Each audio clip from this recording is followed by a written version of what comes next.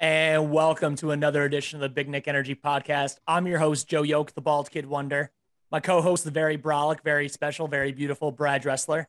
And we got a very special guest today, Tommy D, creator of ModernNBA.com and the Modern Skill Rating, for current or former high school basketball coach.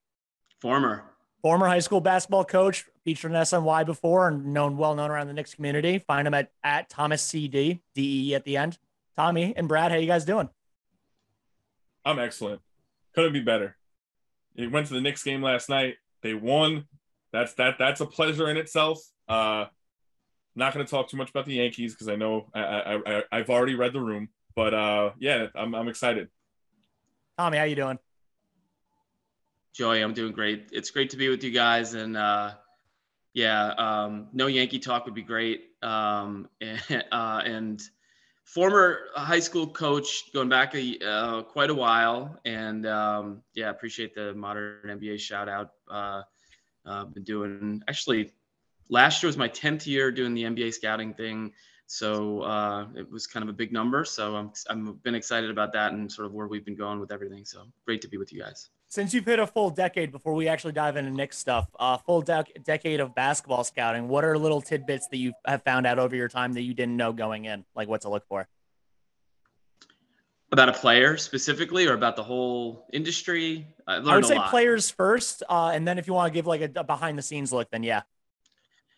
So one of the biggest things I would say is, at least what I've come across, is the relationship between player and coach, especially in college, and specific combinations. Think Buzz Williams, Marquette, and his guys, right? Obviously Jimmy Butler, Wesley Matthews, a handful of guys that he was able to work with to get them to become NBA players. And now he's doing a really good job at Texas A&M. That's the first one that comes to mind. Certain guys are just, they're going to produce really good people and really good professionals. That's sort of it's something that didn't really think much into until it started doing this. A lot of background stuff, just understanding people and just how important the relationships are. And then on the court stuff, it's mainly, just seeing things from different angles is important. When I first started, it was, we can do everything digitally, and, we can see things just on tape. And there's so many things that you see in person, and there's just a whole different vibe that you get. And Brad, I'm sure you know that just from obviously being at the game last night, but the different points of view collectively sort of come together to evaluate a player, which is why, in an organization, not one person makes a decision for the entire organization, right? It's input, and then, let's go with the consensus. That checks out. That does make sense. I was gonna just one more question about that before we actually get into the next stuff. Can you notice from a younger age, like players that like know how to work a ref, or like know how to like kind of like work their teammates or opposing players, like through like talking or anything like that? Or do you not really get that until pros because they're not allowed to talk as much? Working, meaning like trying to get calls, or just working like as in like making themselves become a favorite? Yeah, look for calls, look for edges, like a player asks the ref, how's your family doing, stuff like that. Cole Anthony was great at that. I saw Cole do that in high school, at a probably 15 or 16 years old. Wow. I thought Cole was NBA ready at 17. RJ Davis, I was lucky. I got a chance to watch him a lot. RJ Davis is the point guard at North Carolina, led them to the Final Four last year, sort of out of nowhere. But anybody familiar with him from high school knows, sort of what he was about, and his ability to draw fouls and put the defense in really bad spots to work for his advantage and his teammates. So you can see that at a young age. Yeah. And it's something that, if you know what you're looking for, it can present itself very loudly. And I think some evaluators don't necessarily see that. And I feel like that's that could be an advantage, you could bring when evaluating a player. That's awesome to actually hear and find out. Brad, do you have any takes on that? Yeah, it's just funny that you mentioned like players, getting inside the head of the refs and like being buddy with them. It just so happened that at the game last night, the female ref that that viral video of Luka Doncic like flirting with that female referee. She was at the game, and it just so happened that I was there as well. So it's just funny that you brought that up, like a player, being buddy with refs and so on and so forth. Did you try to flirt with her from 10 rows back? I did. I batted my eyelashes a little bit. It was a lot of fun. I waved at her several times. Shades or no shades? Shades or no shades? I tried both, and it just didn't work, unfortunately, either or. I like if you get denied one way, put the shades on. It's an alias. She doesn't know she already said no to you. To go into the Knicks. Yeah, totally different person. Go ahead, Joe. Exactly. To go into the Knicks stuff, the last 2 games that they had, the preseason games to end since the last episode we had, they lost 109-100 at Indiana on Wednesday, October 12th. The starters actually all at a plus minus. They did relatively well for the main part of their rotation that's going to play during the regular season. The bench players, the second team unit, bench mob, whatever you want to call them, played the last 15 minutes of the game. Notably, no timeouts by Tom Thibodeau, which annoyed some people, thinking that they needed 1, get Quickley to stop jacking threes, and 2, to actually call offensive plays. But I think he had a hot date or something. That's why he didn't call any timeouts. And then the most recent game to end the preseason, they won 105-89 against the Wizards. And I think, if anything, this showed 2 things. One, Tom Thibodeau probably loved the game because it was very defensive minded. The Wizards shot 25% from 3, which I know Tom loves. And we actually put it was the most real rehearsal that we had for the whole preseason, that the starters were actually out there till 4 minutes left and really held down defensively. Tom, if you want to give your takes on the preseason as a whole, and then go to Brad. Yeah, so it's funny. It is in Knick Twitter, amazing in so many ways. The first game that you mentioned, I loved I thought their most impressive performance was the first game against the Pacers. Yep. I thought the fourth quarter of the second game, was an audition for the Cam Reddishes and, Deuce, I think we feel is going to probably be, more of a further reserve down the bench as Grimes works his way back in and they sort of really get an idea of what they want to do. I think with Quickley and of course the injuries, hopefully Derrick Rose stays, healthy for the most part, but there's always a question mark there. But I feel like you can't have it both ways, right? Playing them 15 minutes straight in a way where they can showcase and sort of, be allowed, the freedom to do all those things is important, right? Because that's when you can really, see a player probably be as most comfortable as they can be, and then versus yesterday where it's, you got guys who are starters up 15 and then people are yelling about that too, right? It's like, oh, why is RJ Barrett still in the game? Or why is this, player still in the game? Yeah. Tibbs wanted to treat it very much like a regular season game. You could tell that last night. So I thought the way that they have managed minutes this year or this preseason has been significant. Julius Randle getting 23 minutes is obviously not going to be the minutes will be higher than that as the regular season rolls out. But third in scoring for him behind RJ and Brunson, to me, Brad, we talked about this a lot in the offseason was, this has to be the year where you just let RJ be RJ. Yep. And let Brunson make RJ great. And I still honestly feel like, Randle is a big presence. If Randle can continuously prove that he's, going to take this back seat and be more this role player, I think it can work. I still have doubts. I'm hopeful. And I'm hopeful because we've seen it in the preseason, and I take a lot of positives out of that and how great Barrett's played. He's making 3-3-pointers a game in the preseason, obviously a small sample size, but honestly, Brad, do you see any games where you look at him and think this guy's not going to make three 3-pointers in a game? I mean, I think he can make 4 or 5 a game, but never, shoot, I don't think, 0 for 12 or something, right? Yeah. Yeah, no, I mean, I would love to see him take about 5 to 6, maybe even upwards of 7 shots a game. If he can even make just 3 of those for the entire season, I'm fine with it, because I feel like that's going to really just help open up the rest of his offensive gauntlet that he can kind of unleash on other teams. His finishing at the rim, he finished with his right hand a couple of times yesterday, which I was really impressed by. And it's like everyone talks about how he can't finish with his right hand. He's been doing it way more. He absolutely can. I'm really excited to see him I really do think that he's going to take that jump, and I'm fingers crossed. I do feel that this when it's all said and done, this is going to look very similar to like Jalen Brown contract, where he's going to outplay it very, very soon into that deal. Now, is in regards to Julius Randle, the one promising thing that I've seen during this preseason so far was actually the fact that he hasn't brought the ball up very much, if at all. I was at the game yesterday. I don't recall him bringing the ball up the court once.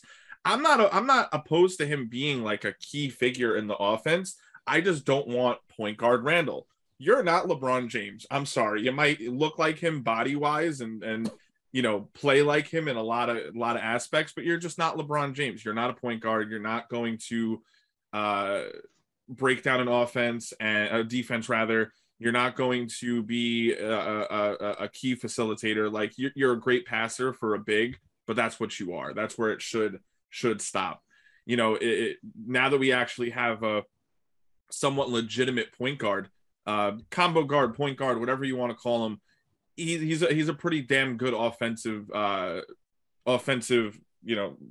starter, I should say, like facilitator. And just having a big that can pass like him, the thing I'm most excited about to see is when there's going to be times where you have like a five on the court of Jalen Brunson, Quentin Grimes, who's a good passer in his own right, or even Evan Fournier, who's a great passer in his own right, RJ Barrett, Julius Randle, and Isaiah Hartenstein. Those five guys on the court all at the same time is going to be lights out, because I feel like there's going to be a lot of ball movement, a lot of off-ball movement. I'm excited for this team. I don't see them being, a serious playoff contender as of yet, but who knows? I mean, whatever the future brings, it brings. The five you just mentioned sounds like something that Greg Popovich would be okay with. And I think, honestly, where we're at as Knicks fans, it's like if you have a team that other coaches wouldn't mind coaching for various ways, I think is definitely a step in the right direction. To make it like a broad stroke question for both you guys, who impressed you the most throughout training camp in the preseason? I know we're probably all going to say RJ or Brunson, but just to hear you guys give the actual take. Tommy, if you want to go first. Yeah, for me, it's Barrett. I mean, Brunson, I think everybody knew, what Brunson could be. And hopefully this is, just a real small glimpse into what will be something that we see every night. His footwork is extraordinary. His leadership is, precedes him. Anybody you talk to who played with or associated with Villanova, and even, sort of during his rise up through the high school and AAU ranks, knows that he was always going to be that guy. But to me, and I see these articles like, and podcasts and other things where it's, will RJ Barrett make the next step, and will you make the leap? And he made the leap last year. And I think every year he makes the leap, finishing with his right hand, being a knockdown 3-point shooter, shooting off the move, shooting standstill. He made a corner three last night off an inbounds where he was standing still in the right corner and just absolutely drilled it. Yes, did he have a couple of sloppy turnovers? For sure. He's loose with the ball. He's a big guy, but he is as good as anybody in transition, in drawing contact in transition, in kicking out transition, following in secondary and trailers, and getting Mitch dunks and Randle open threes, et cetera, et cetera. I had this thought, and just bear with me for a second, because I've been doing this a very long time. And my gut instantly, and I tweeted it last night, can you imagine RJ Barrett at 26 years old, right? He hasn't even come close to hitting his prime yet. I had the thought last night in watching it, and I didn't tweet it, but I was texting some friends saying it. He's going to be, in my mind, one of the best to ever do it at that position when it's all said and done. I mean, he's got 12, 13 strong years in front of him, as long as he's healthy. His body is built to absorb, everything, the minutes, the mileage, the contact. He's going to get 8, 9, 10, 11 free throws a game. Now he's making threes. He's going to make 2, 3, 4, 5 threes a game. He's a really good passer. He's a great teammate. He's a great defender. He's 22 years old. I feel like he's a player who is obviously just scratching the surface here. I think fans know that they're still frustrated over John Morant. And John Morant, by every definition, is the modern point guard. But RJ is the modern small forward. And I think it's even more like the modern combo forward guard. And I think he's going to be one of the best to ever do it when it's all said and done.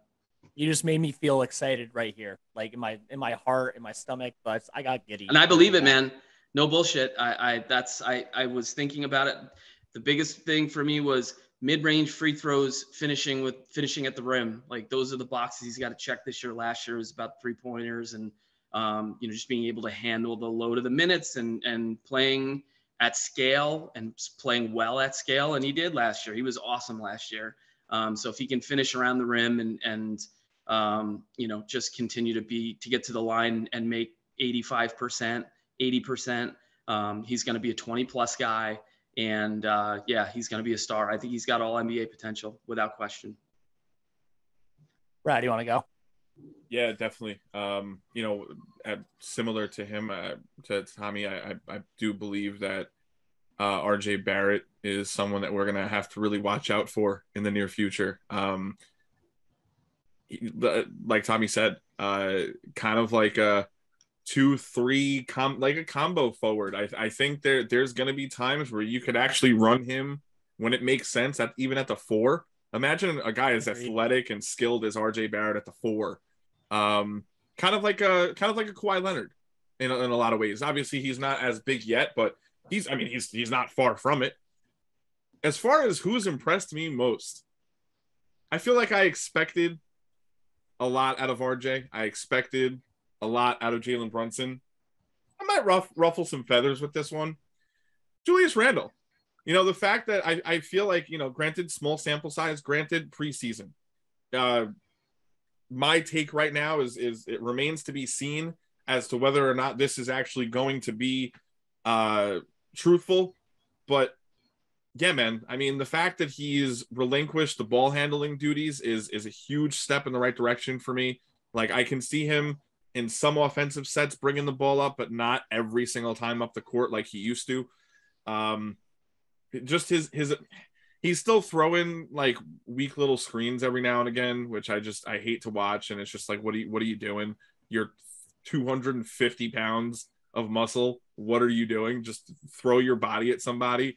But literally all muscle. He's like no body fat. He's like no body fat anymore. Like he used to be like baby fat, now he's just like a chiseled Adonis. It's crazy. So it's like just the fact that, but I think he's playing within the offense. I maybe if this is wishful thinking, maybe this is just me hoping for the best, but I do believe that he's maybe over what happened last year and trying his best to get in the good graces of the fans and the coaches and the front office and really just turn over a new leaf and really buy into, working within the offense. That's the first thing that I noticed in game 1. He's working within the offense, and that's just a thing of beauty, And then to stick on a positive note, I'll go in the other direction. So Brad, keep going after this question. Then Tommy, you can answer it as well. What do you think the Knicks fans look forward to most with the Jalen Brunson experience? What should we expect positively out of Jalen this year? We have a freaking point guard, period. Like we have an offensive initiator, the best we've had in quite a long time. And I'm talking about every facet. Like, Elfrid Payton, probably a better defender, maybe slightly lower of a passer, but just overall, in my opinion, a net negative. Alec Burks, obviously just not a point guard. So we've had to deal with a lot of BS the last couple of years, and I think that having his leadership, his playoff pedigree, his just basketball acumen, he is so crafty. He is just such a pleasure to watch, especially in the paint. He gets into the paint with no effort, and he's 6 feet tall. I'm on the record when I was still writing with Daily Knicks from like 2 years ago, talking about what trades the Knicks should make for Jalen Brunson and stuff like that. I've been high on this guy, and I could not be more excited to have him on the team. I'm just super excited to watch someone 6'1" with not the highest athletic ability, just be able to mind mess with a bunch of 7-foot centers that can jump out of the gym and just get wide open layups like he did on Isaiah Stewart over and over again. Yep. Tommy, I know you mentioned his leadership, especially even from a young age. Is it that about Jalen Brunson, or what else would it be that you are anticipated or excited about the most? Yeah, no, it's how people and teammates gravitate towards him for like last night. There was a great example. There was a bad inbounds pass. I think it went out of bounds. I think Hartenstein threw it. And right away, Brunson sort of like, gave him the, what was that? And then immediately was like, all right, cool, we're good, let's move on. And, that sort of stuff, those plays, if not handled right amongst teammates, can linger for 3 or 4, 5, 6 consecutive possessions. And next thing you know, a team goes on an 8, 10, 12, whatever run. And, those are demoralizing situations that leaders, basically put out those fires immediately. And I thought that was a great example when I was watching that. But that's comes to no surprise based off of, his background and his time at Villanova. Villanova to me has been right up there with Duke, Kentucky, with producing great pros, modern pros. And, I think he was probably right up there with the first. We could talk about Kyle Lowry going back 10, 15 years for sure. But then there was a little bit of a delay, and then, that sort of next wave. I'm most excited that they have what I would consider, to use a football analogy, a real balanced offense, right? Anytime you can get in the paint, it's the same thing as controlling the line of scrimmage on the ground. So to be able to have Brunson basically get in the paint whenever he wants, which Alfred Payton did, no one wanted to give him credit for. Shout out, Brad. You just did. I love that. He was able to get in the paint whenever he wanted, lived in the paint, and that collapses the defense. It controls the line of scrimmage, or in the NBA, obviously the free throw line extended, which just makes your offense go in the half court. If you don't have that, it's one of those things where people talk about, is Quickley a point guard, and, can he come in and be a starter? This was before Brunson, obviously. Quickley's not a guy who can do that for you, which is why he has to settle for longer shots. And that, can really disconnect your offense if those shots aren't falling. But as it relates to Brunson, his footwork, just being able to get into the paint, arsenal of mid-range shots, pump fakes, just getting guys off balance. When you can consistently get not just bigs, but mediums off balance, you're going to have a lot of success. And that's what Brunson's mastered, right? He's mastered the art of the bigger guys, getting them to sway a little bit, getting them to stand up out of their stance, blow by, floaters, passing, alley-oops, the whole thing. He made a play in the first Pacers game where he sort of faked the post entry to Randle, and then kind of look away to Robinson, who was wide open. And the reason why Robinson was wide open somehow was because I think Miles Turner was the one who was going to double on Randle. The last 10 years, that would have been an easy dump into Randle. We would have sat around and watched 5 dribbles and probably a fadeaway in late clock. But to be able to make that sort of decision just by sort of the nuances of skill, I think that is what gets me most excited about Brunson. He just has a feel you can't teach. The last time we actually had a point guard, it wasn't too long ago, but long enough. The last time we had a point guard that I feel like would be able to make that pass was Raymond Felton. And I mean, so it's been a decade, Yep. More or less. 100%.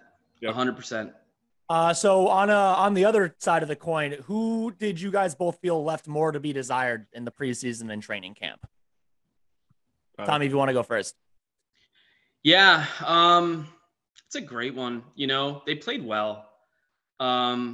Reddish is an easy one. He did get an opportunity and didn't take advantage of it, unfortunately. I know he was hurt, but, I think Grimes, now the microscope is on Grimes, right? And I think because Quickley played a lot and didn't play well, I think Quickley's sort of an easy one to point to. But, Grimes, there's no, he's under the microscope, right? Anytime you had an opportunity to make a big trade and bring in a player like Donovan Mitchell, you don't make it because you want to keep guys. And obviously Grimes was on top of that list. Last year he got hurt with the knee. That was the second time he's had the issue with that knee. So, he's got to play in order to, I would say, stay on top of his skill set, right? Like, he's not a pure driver. He's not a great driver in my mind. He's not super explosive. And he's not the greatest shooter I've ever seen, right? So he's got to really get those reps to be an effective player in what they're trying to do, right? He's got to come in. Last night, he came into the game, he missed shots. Like, you come into the game off the ball, you can't miss shots in this league. You miss shots in this league off the ball from his spot, turns into transition. And, that is where, momentum goes in the direction of the other team and can really take away a lot of the momentum that first unit brought. So he's got to elevate his game to make sure that second unit matches now this really strong first unit and their outputs here early on. Agreed. Especially if it wants to ever actually push Fournier for some of his minutes, he's going to have to actually show that he's worthwhile and that it's mostly just a shooter spot up spot with the way the offense is ran and with the other guys they have.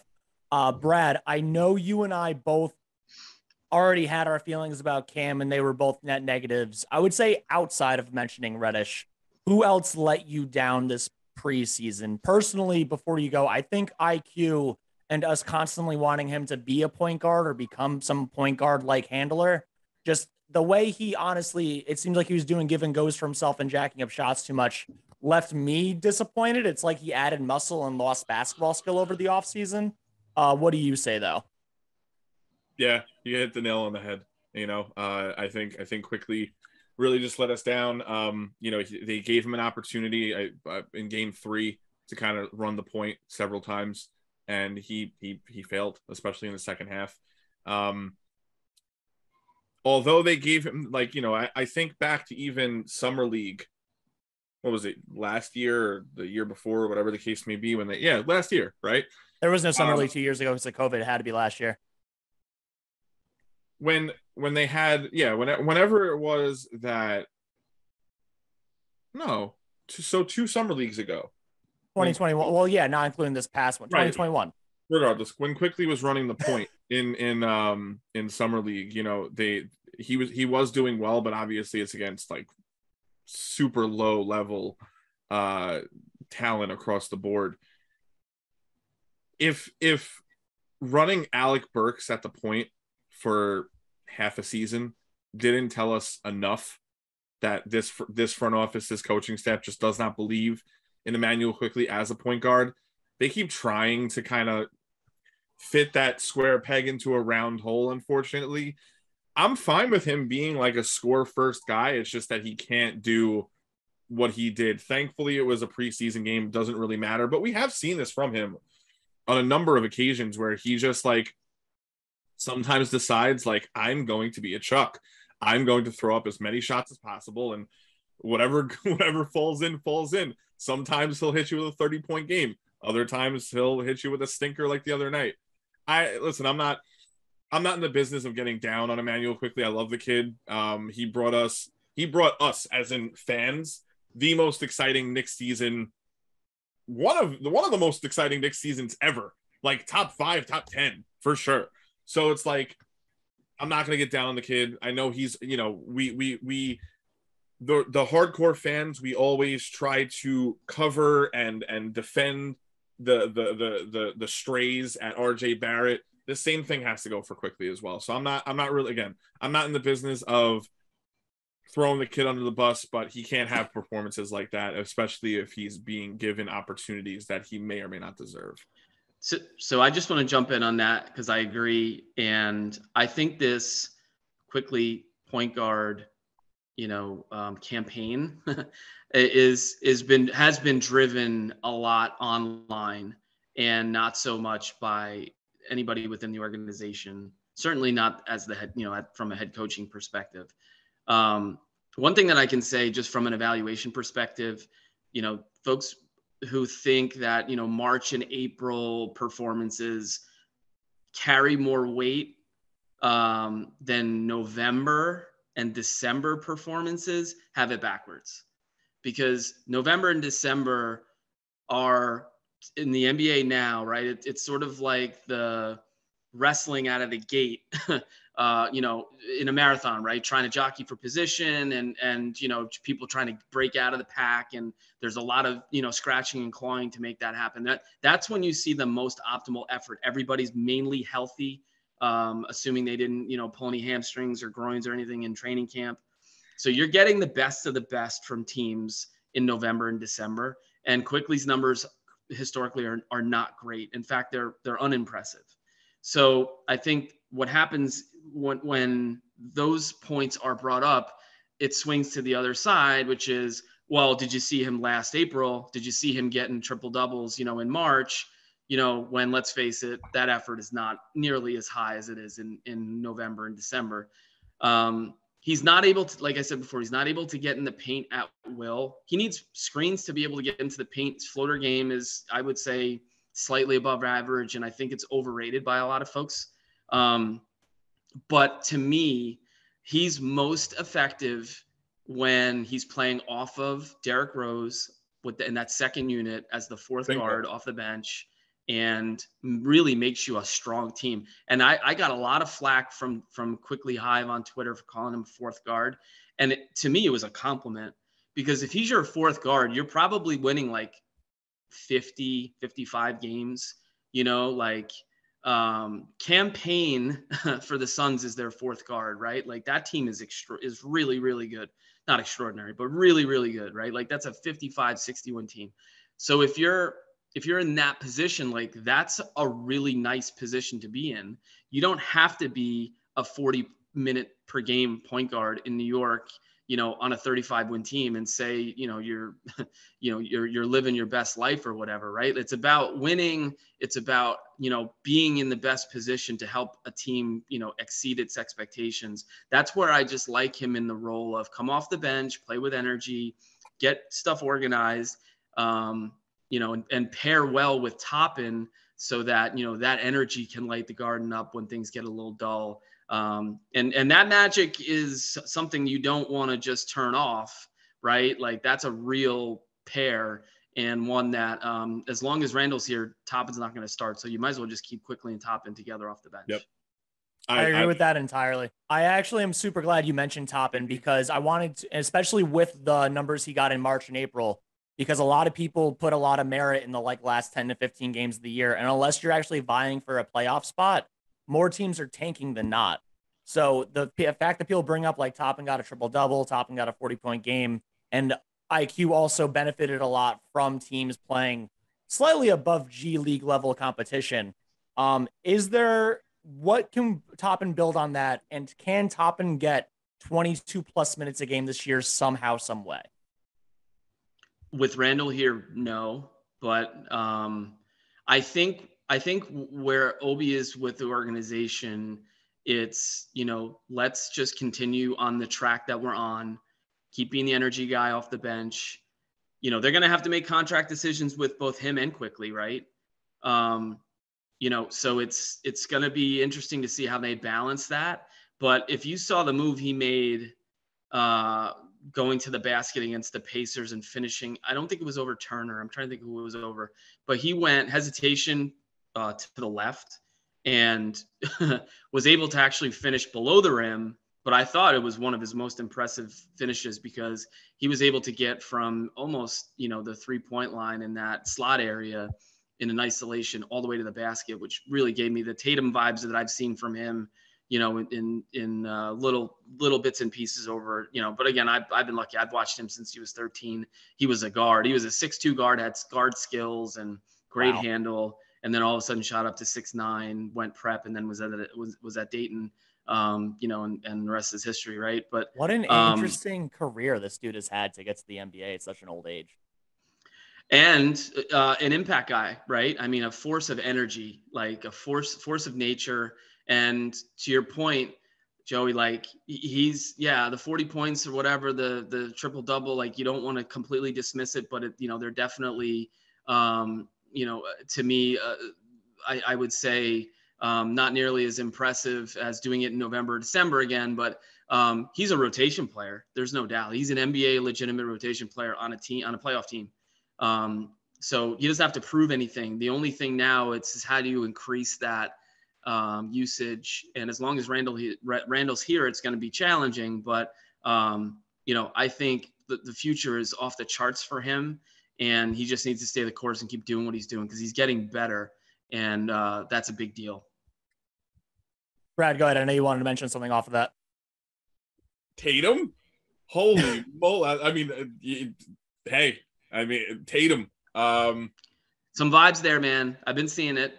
It's mid-post, going left and right, hesitation, floater finishes, finishing at the rim. Like, he's not a pure stroke shooter, but it's not Amari Stoudemire, right? It's not. We're not just looking at the new and improved Amari. Like, this guy has legitimate modern forward skills. Also tries way harder on defense. Amari, I think, kind of wanted a matador half the time. True. No lateral. Awesome. I love exactly. That. No lateral movement. I mean, he had bad knees most of his career. Brad, if you want to start for the next topic we're going to do to get into like a little mini preview, we're going to try to go to like 535, give or take. So I like using over-unders as like a good projection of where teams are expected to go, more so than just reading a bunch of like if you read a bunch of beat writers from each team, either they think they're going to tank for Wembanyama or they're going to win the title and there's not much in between. The Knicks are projected in the East to be 10th through over-unders. It's set at either 38 or 39.5, depending on where you look. So Brad, 39.5, do you think the Knicks should go over or under, and how do they get there? Between, like you mentioned, between all these teams that, like, I want to say within the month before the All-Star break, they're going to kind of look themselves in the mirror and be like, do we suck? And are we just going to tank for Wembanyama? Or are we going to try to make the playoffs? One or the other, right? A stat that I found really interesting, and I think I mentioned this on the last pod with you, Joey.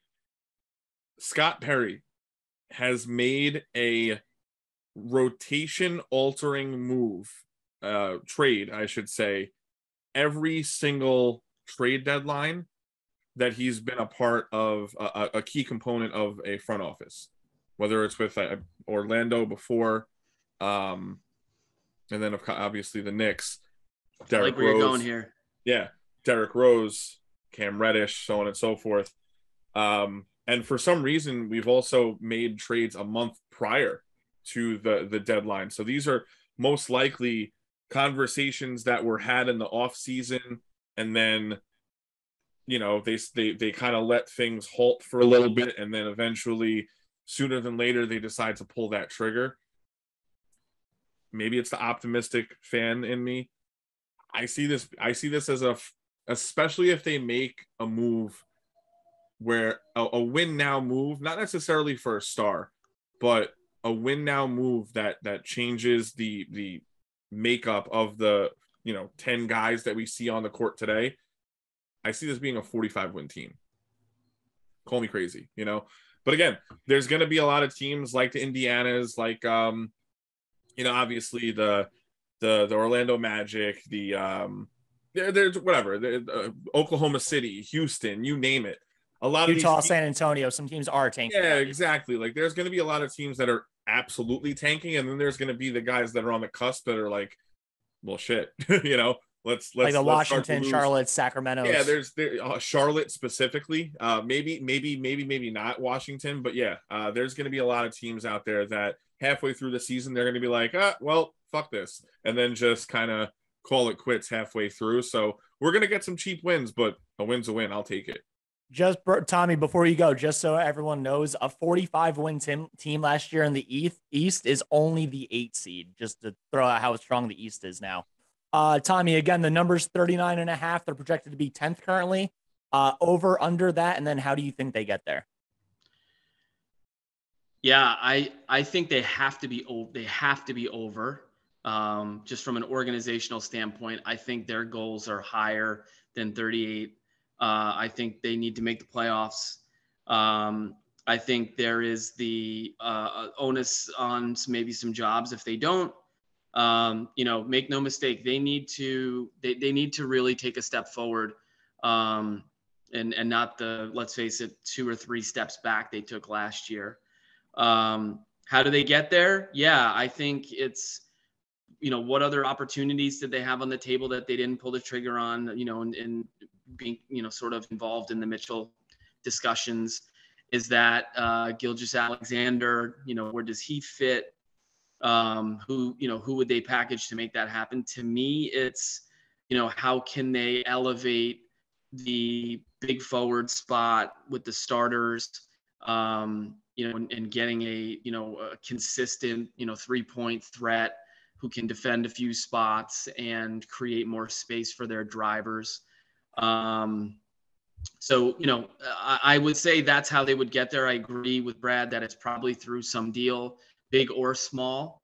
And the only way that it can go south again is, if Randle sort of goes off, if Rose gets hurt, and then if Randle sort of goes off the script and, it becomes, a lot of isolation ball. And, the one thing I still see with Randle that, maybe not everybody sees, but it's definitely something that jumps off the screen for me, which is, especially with Fournier, like when they run sets for Fournier, the passes that Randle throws to Fournier are never really good. And when they're good, Fournier generally makes them work, and the shots that, that are open go in.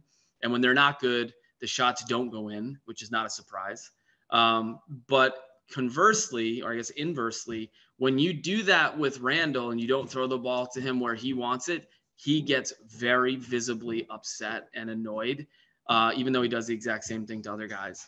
So I don't know, as a player, like how you play with that, manage that, and, do all those things. They've been able to do it, but there are just some quirky things that, if not, I think, ironed out, could plague this team and, cause games they could win to become losses. But I think the organization, with all the assets that they have, they're not going to let, that sort of derail where they're trying to go. And that's where I see them, I think, certainly going over the 38. And, I could see it, if a bigger deal comes in, then it's, 47, 48, moving towards that 7th, 6th seeds, hopefully that's the goal, and the deal is out there to happen. Yeah. Question for you, Tommy. This is your opinion here. I think it's on the record that the team had been trying to move, or at least gauging interest and value in Julius Randle ever since, I think, last trade deadline. Like the not even just this offseason, the deadline as well. Do you think so two-parter, do you think the front office feels like they made a mistake not moving him in 2020, 2021, when his value was the highest? And then also, second part, do you believe that if he's able to rehab his value, they are going to look to trade him? Two great questions. First, I would say, I don't think they were really looking to move him at the peak. So I don't think that there was, the real opportunity to do it. Last year, there was an opportunity to trade him if they included a first-round pick, which they weren't willing to do because they were about to get into the Mitchell conversations. So I feel like they could live with trading him with a first-round pick. But as his contract, as the calendar moves forward, the contract probably becomes better and more valuable. Maybe you don't need to include that first round pick, right? So I think the answer to the first one was, I don't think they had the opportunity to do it, so they don't regret it. Okay. The second one is if they have the right opportunity to do it, and the locker room is at a point where it's like, yeah, we'd be okay with it. And, Tibbs is like, yeah, no problem. We'd be okay with it as long as we got back, veterans, guys that I could trust and lean on. Then they'd be okay moving him. And of course, if Obi just explodes and he's the guy, then, they have to really consider, trying to get him there and talk about, get him to the 25, 30, 35-minute spot where we were talking about before, right? Right. Yeah. I mean, I wouldn't be shocked if they found some sort of deal where it was like Julius and Cam Reddish, something right around the deadline.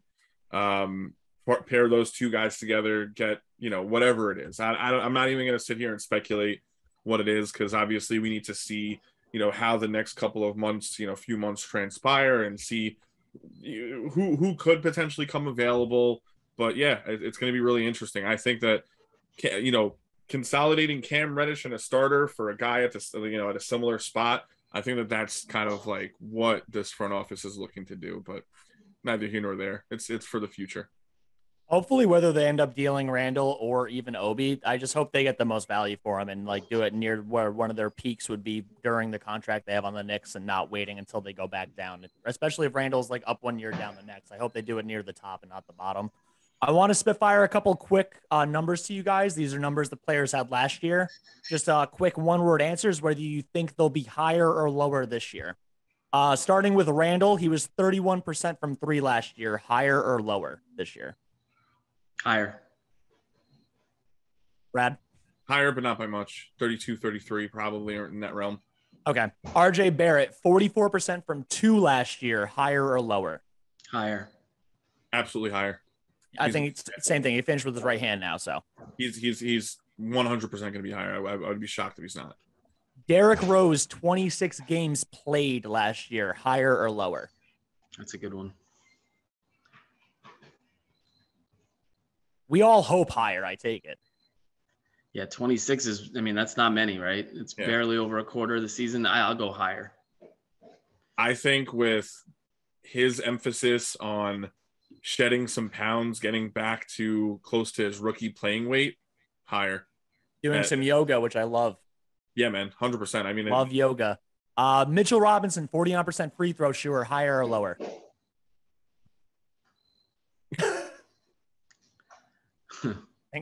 Just so audio listens, Brad had his fingers crossed and just sat silently. Oh yeah, I'm sorry. I had the fingers crossed.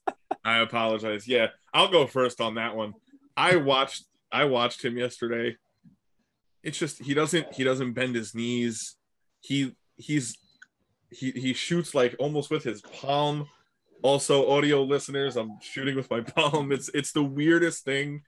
You expect more out of the guy. He's so freaking good at basketball.